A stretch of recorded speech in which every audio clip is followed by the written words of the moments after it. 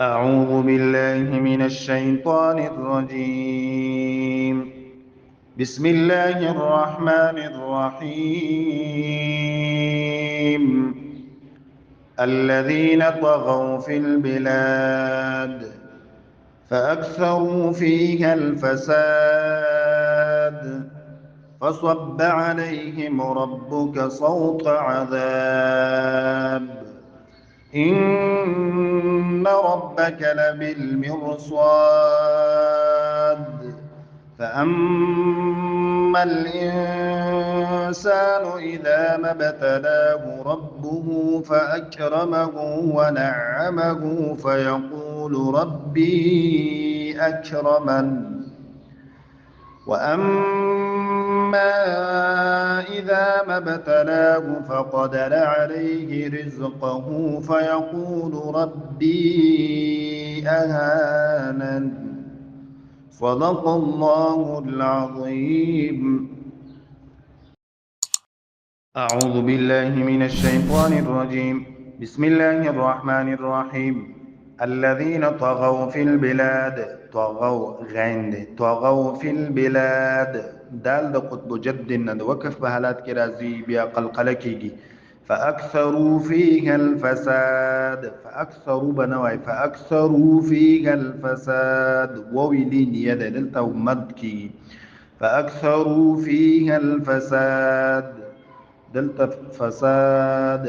دلتا دا قطب جد النبي رازي وكف بحالات كي قلقلة كيجي فصب عليهم ربك صوت عذاب عذاب بين دا يصل كي وكف كوي عذاب بيبقى قطب جد تزي قلقلة إن ربك لبالمرصاد مرصاد ندلتا إنك نون مشدد غنكي ربك أراب دكويل كي زكا فتحة لري زور لري لبالمرصاد فأما الإنسان من مشدد غنكي فأما الإنسان إنسان إخفاء إذا ما ابتلاه كي با ساكنة ندلتا قلقلكي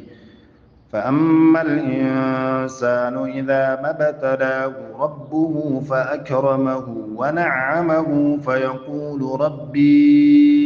أكرمن وقف بالات كنون ساكن أكرمن وأما كم من مشدد النكيجي وأما إذا ما ابتلاه كبا قطب جد نراغلي قلقلة فقدر عليه ذكر طول فتح لري فقدر عليه رزقه قرأ هيك دا ولتا بيش لري ندلتا دا كوچير توصل كوي نبيا برزقه فيقول ربي أو كوصل نكوي وكف كوي فقدر عليه رزقه فيقول ربي أهانن كي نون رستين ساكن كي دا استاد سيدنا روزي درس پدې لچخه تکرار ولري مننه خو. السلام علیکم دوستانو، په دې هیله چې ټول به روغ او جوړ سئ. زموږ یوټیوب چینل اسلامي لار موږ سره دلته تاسو هر ډول دینی درسونه او معلومات کتلی شئ. ملګرو هیله ده چې د هر یوه ویډیو شیر کړئ تر څو نور مسلمانان ترې مستفید شي، او تاسو هم کولی شئ چې کمنټ کې موږ ته خپلې پوښتنې راولېږئ تر څو مفتي صاحب درته ځواب کړي انشاءالله.